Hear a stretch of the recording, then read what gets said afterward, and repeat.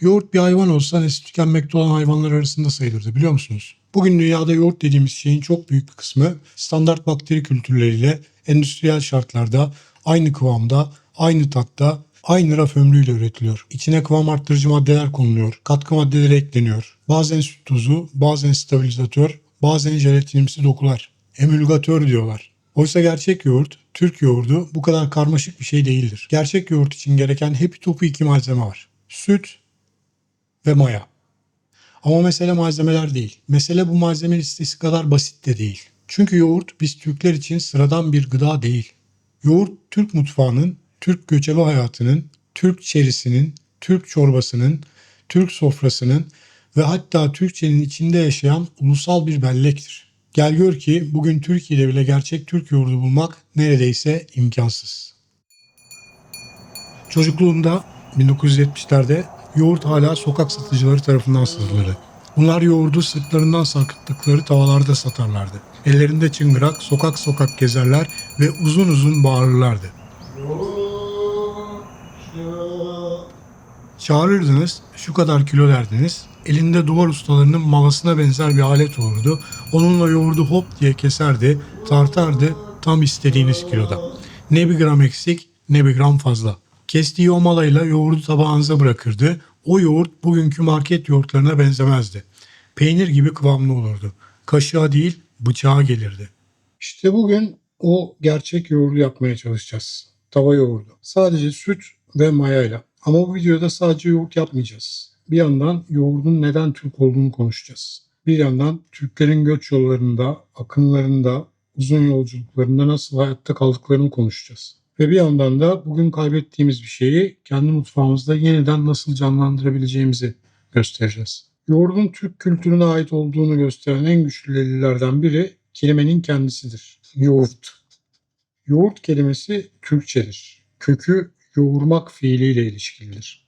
Yoğurmak, karıştırmak, kıvam vermek, yoğunlaştırmak, bir şeyi işleyerek başka bir kıvama getirmek demektir. Zaten yoğurt dediğimiz şey de budur. Sütün maya ile birlikte başka bir kıvama geçmesi. Ama delil sadece işin linguistik tarafıyla sınırlı değil. Yoğurdun Türk ürünü olduğunu net bir şekilde gösteren tarihi deliller de mevcut. Örneğin 11. yüzyılda Kaşgarlı Mahmut'un yazdığı Divan-ı Lügat-ı Türk, yoğurdun Türk hayatındaki yerini açıkça göstermektedir. Bu eserde yoğurt yapımına dair ifadeler geçer. Mesela o yoğurt uyuttu. Yani o yoğurt uyuttu. Bugünkü dille yoğurt mayaladı. Yine aynı eserde yoğurt koyuldu ifadesi geçer. Yani yoğurt koyulaştı, kıvam aldı. Bu çok önemli çünkü burada sadece yoğurt kelimesi değil, yoğurdun yapım süreci de belirtiliyor. Yoğurdun mayalanması var, koyulaşması var, kıvam alması var. Hatta suyuk yoğurt diye bir ifade de geçiyor. Suyuk yani sulu, cıvık yoğurt. Bugün bile iyi yoğurtla kötü yoğurdu birbirinden ayırırken söylediğimiz şey aynı değil mi? Bu yoğurt güzel tutmuş, bu yoğurt cıvık olmuş. Değil mi? Yani 1000 yıl önce de yoğurt aynı şekilde yapılıyordu, bize aitti. Divan-ı Lügat-ı Türk'te yoğurt izole bir kelime olarak geçmez bu arada. Gündelik hayatın içerisinden bir parça olarak yer alır. Kaşgarlı Mahmut'un verdiği örneklerden birinde süt, yoğurt, kaymak birlikte anılır. Başka bir örnekte ise hamile sığırtmaç bir kızın yoğurt satmak için şehre giderken doğum sancısına yakalanması anlatılır mesela. Yani yoğurt 11. yüzyılda sadece evde yapılan bir malzeme değil, aynı zamanda ticari olarak yapılan, satılan, taşınan, ticareti yapılan, günlük hayatın içerisinde yer alan vazgeçilmez bir gıdadır. Tıpkı benim çocukluğumdaki yoğurtçular gibi 1000 yıl önce de Türk dünyasında yoğurt satan sırıtmaç kızlar vardı. Aradaki devamlılık inanılmaz. Yine 11. yüzyıldan bir başka önemli eser de Yusuf Has Hacib'in Kutad Bubilik adlı eseridir. Bu eserde yoğurt temel gıda maddeleri arasında sayılır. Bu da bize yoğurdun sonradan Türk mutfağına eklenmiş bir süs, bir meze ya da ithal bir ürün olmadığını gösteriyor. Yoğurt bizim için temel gıdadır. Süt nasıl temel gıdaysa, kaymak nasıl temel gıdaysa yoğurt da öyledir. Çünkü hayvancılıkla yaşayan, uzun yolculuklar yapan, yaz kış hareket eden toplumlarda süt gibi bozulmaya teşne gıdaları uzun süre saklamanın yollarını bulmak zorundasınız. Yoğurt da işte bu ihtiyaçtan ortaya çıkmış bir ürün. Pastırma ile ilgili konuşurken işte atalarımız bunları yiyerek Anadolu'ya geldi falan dedik. O kavimler göçü sırasında atalarımızın hayatta kalmasını sağlayan tek şey pastırma değildi. Sadece kılıç değildi, savaşçılık değildi. Aynı zamanda gıdaydı da. Et kurutuldu, pastırma yapıldı, süt mayalandı, yoğurt oldu, yoğurt da kurutuldu, kurut oldu. Kurut da bugün bazı yörelerimizde keş adını verdiğimiz yoğurdun kurutulup yumruk şekli verilerek saklanması. Bunun taşınması kolaydır. Bozulması zordur. Besin değeri yüksektir. Az yer kaplar. Ortalama bir Türk askeri veya Türk göçebesi heybesinde kurutulmuş yoğurt ve kurutulmuş et taşıyarak günlerce yol alabiliyordu. Atı yorulmadan, yükü büyümeden, yemek pişirme imkanı her yerde olmadığı halde. Kurut daha sonra konaklama yerinde, mola yerinde heybeden çıkarılırdı. Et suyuyla karıştırılırdı. İçine pirinç eklenirdi ve bugün hala tükettiğimiz bir çorba meydana gelirdi ki biz ona bugün yayla çorbası diyoruz. Yani bugün severek içtiğimiz yayla çorbası bile göçebe zekasının ürünü. Göçebe deyip geçmeyin. Ayrıca yoğurt sadece tek başına tüketilen bir yiyecek de değildir. Türk mutfağının içerisinde bir nevi omurga gibidir. Taranın ana maddelerinden biridir. Mantı Balkanlardan Orta Asya'ya kadar uzanan Türk coğrafyasında çoğunlukla yoğurtla servis edilir. Ayran yoğurdun sulandırılmış hali.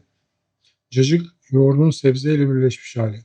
Keş, kurut, süzme yoğurt, kaymaklı yoğurt, tava yoğurdu. Bunların hepsi aynı fikrin farklı şekilleri. Sütü yaşatmak, sütü korumak, süte çağ atlatmak. Bu yüzden yoğurt bizim mutfağımızda bir tarif değil, bir sistemdir. Peki o zaman neden bugün dünyada yoğurt deyince insanların aklına Bulgaristan ya da Yunanistan geliyor? İşte bu bir takım aklı evvelliklerin ürünü.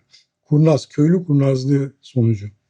20. yüzyılın başında Bulgar doktor Stamen Grigorov diye bir adam var. Bu yoğurdun içindeki bakterileri bilimsel olarak inceliyor, izole ediyor ve bunu yapan ilk araştırmacılardan biri. 1905 yılında yoğurt mikroflorasını inceliyor. Daha sonra da işte bunun ilk tespit etmiş olduğu çubuk şeklindeki Lactobacillus bulgaricus bakterisine de Bulgar adını akla evvellikle veriyor. Bulgaricus, Bulgaristan.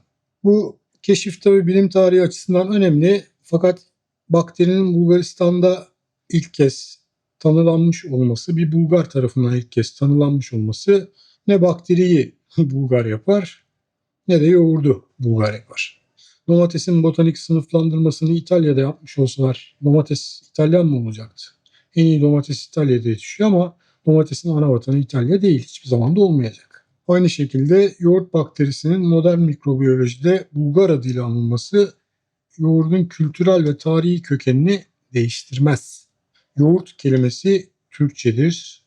1000 yıl önceki Türk kaynaklarında geçer. Türk göçebe hayatının içerisinde yer alır. Türk mutfağının da omurgalarından biridir. Bu yüzden mesele bakteri adı değil. Mesele tarih, dil, coğrafya ve kültürdür.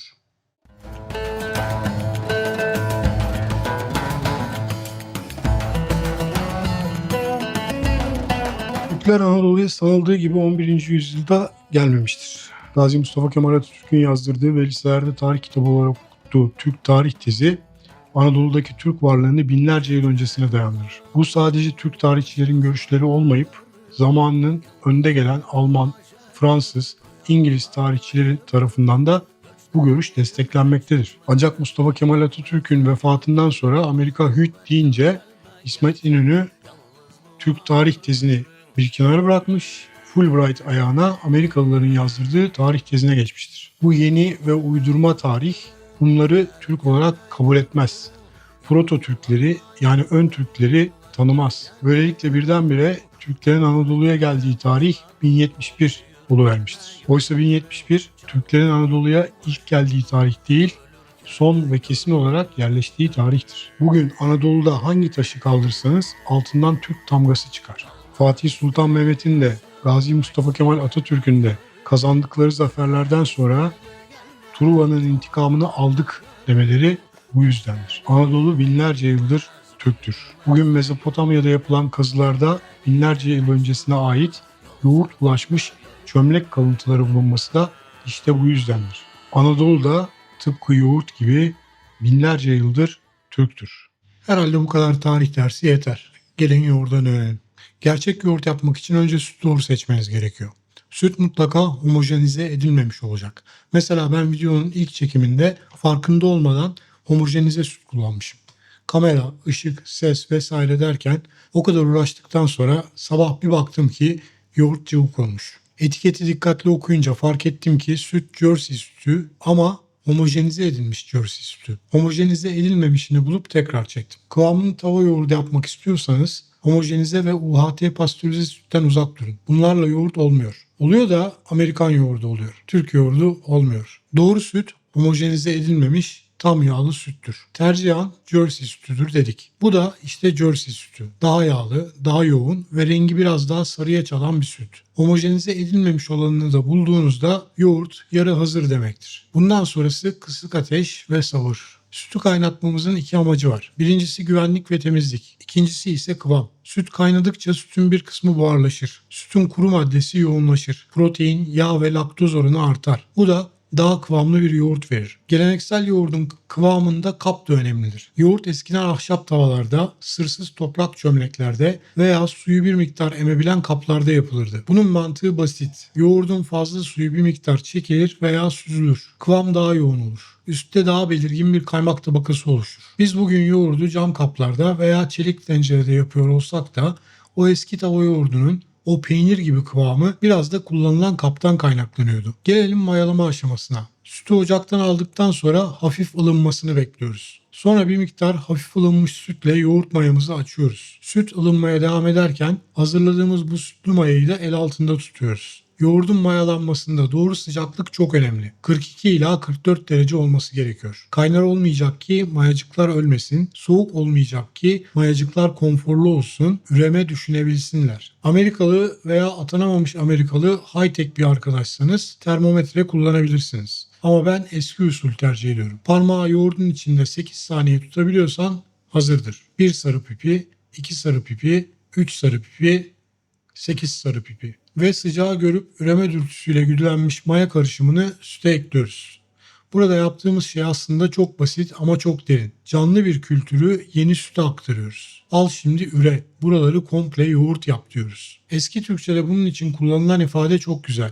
Yoğurt uyutmak. Bugün hala yoğurdu uyuttum deriz. Aslında gerçekten de yaptığımız şey budur. Sütü sıcak tutarız, hareket ettirmeyiz, rahatsız etmeyiz. Hatta üşümesin diye üzerini battaniyeyle örteriz. Bu kısmın aceleye gelmemesi gerekir. Çünkü yoğurt yapılmaz. Yoğurt olur.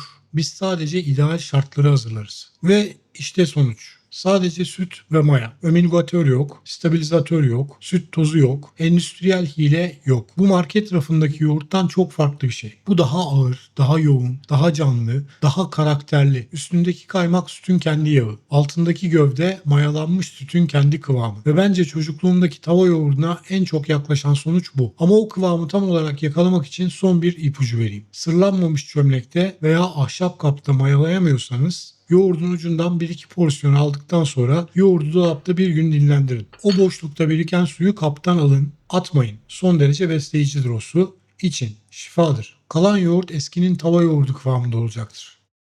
Bugün herkes yoğurdu sahiplenmeye çalışıyor. Ve bu kültürümüz açısından tehlikeli. Çünkü tarih çok da güvenilir bir şey değildir. Tarihi kazananlar yazar ve her iktidar değiştiğinde tarihin 3-5, bazen 3-500 sayfası yırtılır, yeniden yazılır. Yani dur demezsek, sahip çıkmazsak binlerce yıllık kültürel değerimizi kaybederiz. Yoğurt Türktür demek kolay. Asıl olan bunu ispat etmek, gerçek yoğurdu yaşatmak, en güzel yoğurdu mayalamaya devam etmektir. O zaman bir Kürt Amerika'da mandıra da açsa, Yunan Greek yogurt diye tüm Avrupa'yı da kandırsa, Bulgar aklı evvel davranıp bakterisini de tescillese, yer yarılsa, gök çökse senin yoğurdunu kim çalabilir? Yoğurt yine Türk yoğurdu. Çünkü bunu ilk Türk yoğurdu.